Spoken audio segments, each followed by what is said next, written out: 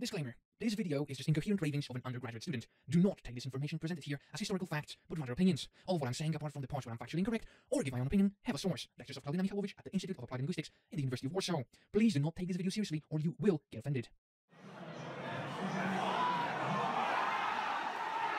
English. A tribe known for the love of football, beer, seemingly random glottal stops, and jingoistic tendencies. We know where they are headed. But when and where did it all start?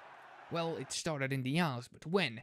Oh, well, about 30,000 BC in the Neolithic period.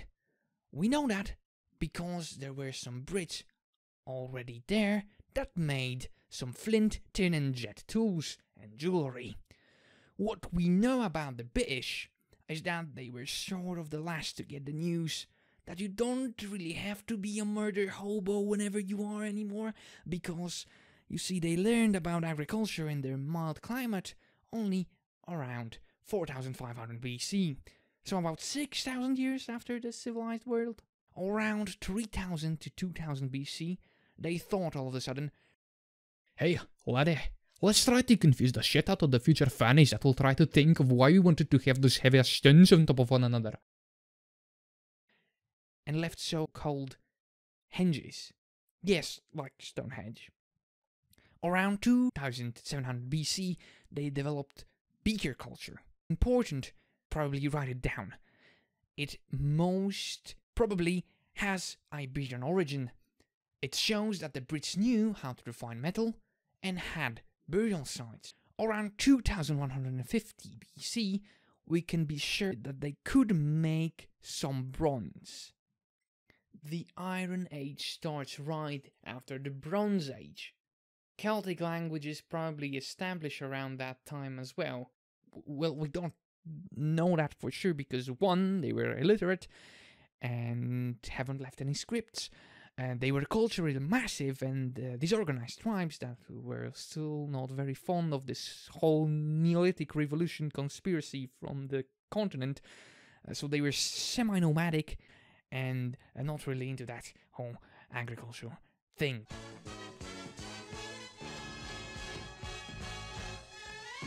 Yeah, so Mr. Male Pattern Baldness invades Britain in 55 and 54 BC, but he got a booty call from Cleopatra, so complete subjugation of Celtic Britain is completed only 100 years later under Claudius.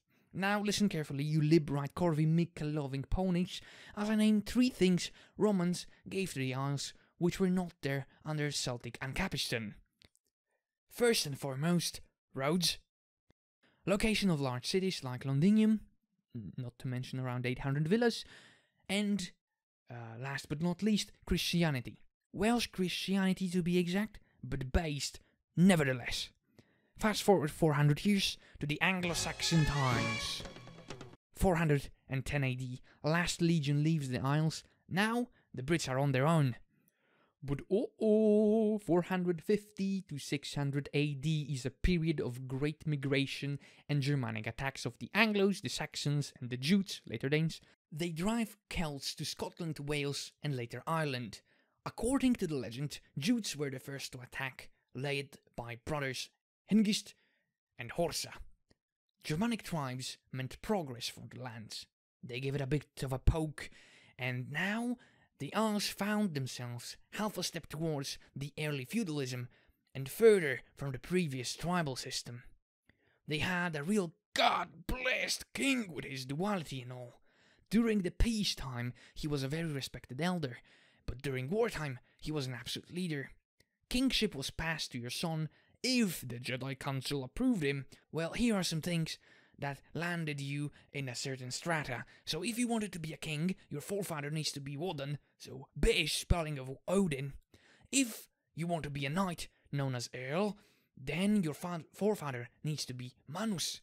If you want to be a freeman cool like landowner, then your forefathers needs to be Germanic. And if you wanted to be a churl, then what is wrong with you? Well, of course, there is also trolls. If you wanted to be a thrall, so a slave, as the American saying goes, procreate and evaluate. Worth mentioning that Anglo-Saxon slaves were given weapons and were expected to defend their land if need be. But surely, an inquisitive viewer may ask, how do I prove that my forefather is Wadden? Easily, I answer. As every indisputable fact in historiography, it is revealed to you in your dream. The Germanic tribes had this neat little thing called Overgild, so every life had a monetary value of it. The life of a woman was more expensive than that of a man, because men can't miraculously spawn more hens to tend the field with. Another important thing, the first king of England was Alfred the Great, and his rule marks baby steps of the British national identity. Old English is quite pathetic. We only have like 30,000 lines combined of those manuscripts, those books.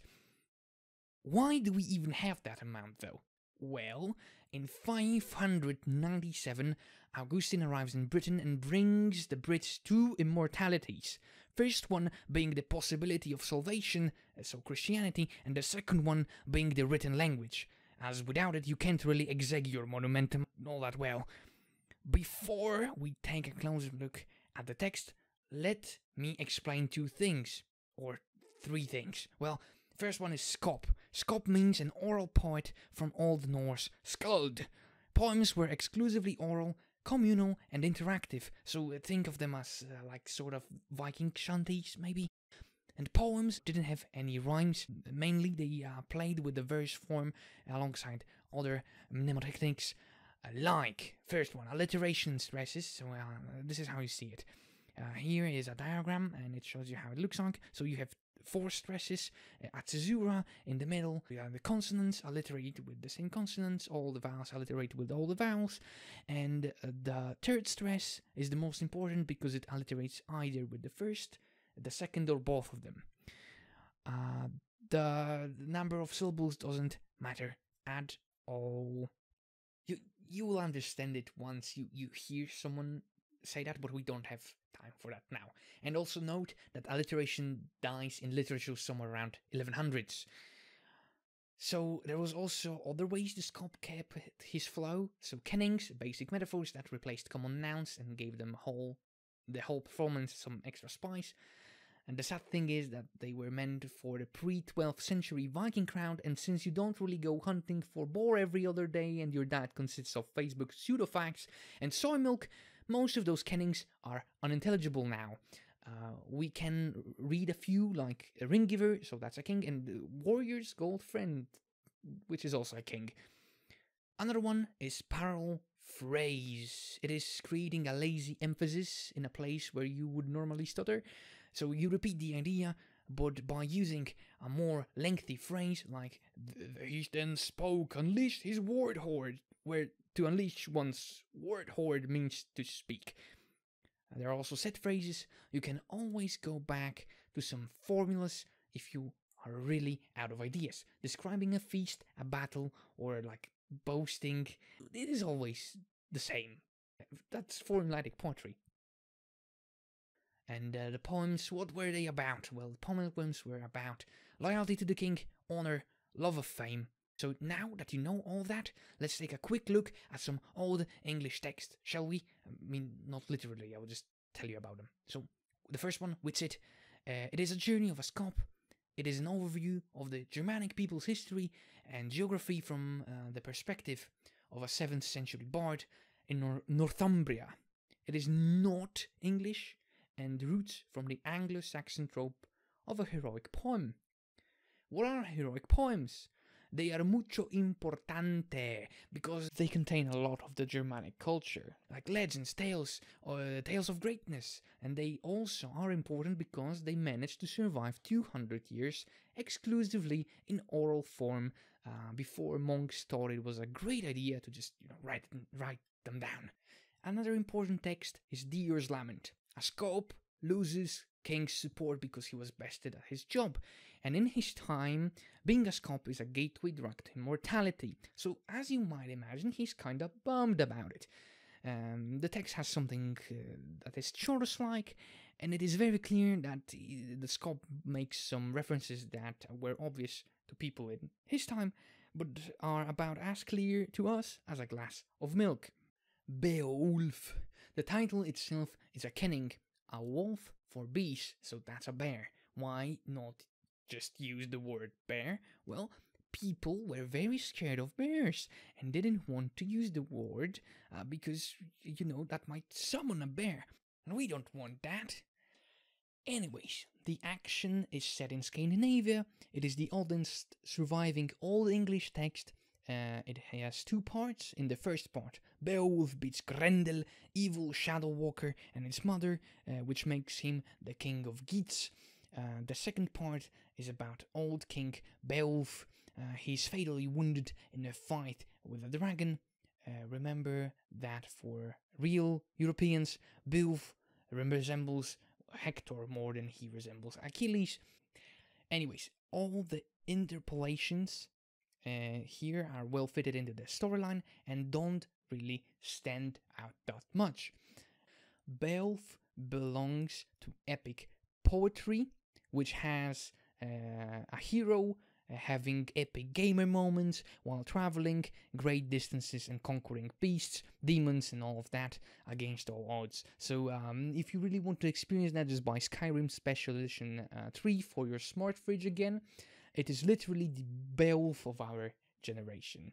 Battle of Malden, it shows traditions of the warrior's life and is filled with fatalistic world design where you either cope and seethe or die fighting against it. There is also this one weird phrase you should know, Vird. It could be understood as fate. It is still present in today's English to an extent, like when you see your ex getting run over by a shopping cart in the middle of an empty parking lot, you would say weird, right? So yeah, that's the word.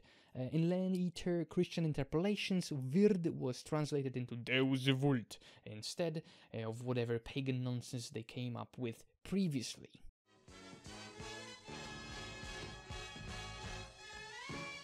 They had their differences, but Celtic Christians weren't the king, I can't control myself and my instincts, so I'm going to kill like 7 women, the 8th. So the Holy See saw the Isle Boys more as a partner for discussion rather than the Antichrist himself.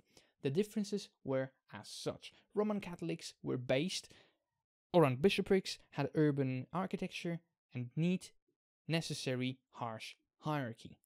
Celtic Christians they were centered around monasteries and abbots, liked to play hermits, had small, very demure churches, and hierarchy was kind of non-existent since everyone could become an abbot.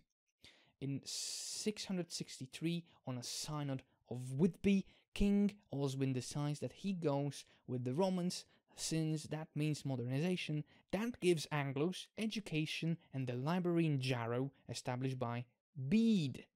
Bede was a sick lad, father of the modern historical studies. He only relied on sources, and only quality ones at that, which wasn't obvious at all in the 8th century. You also need to keep in mind these lads. So Cudman, he was the first to write Anglo-Saxon Christian poetry.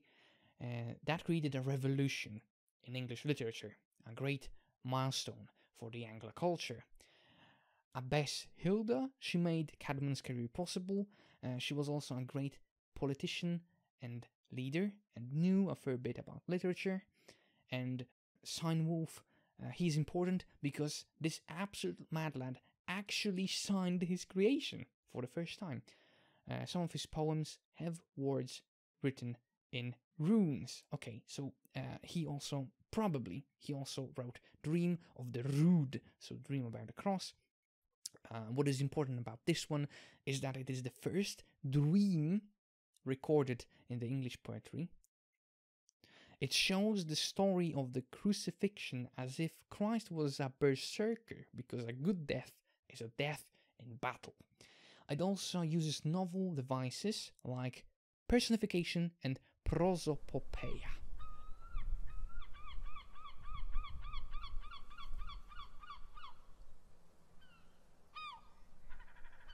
Oh, crikey! We are indeed being invaded by the ferocious Viking.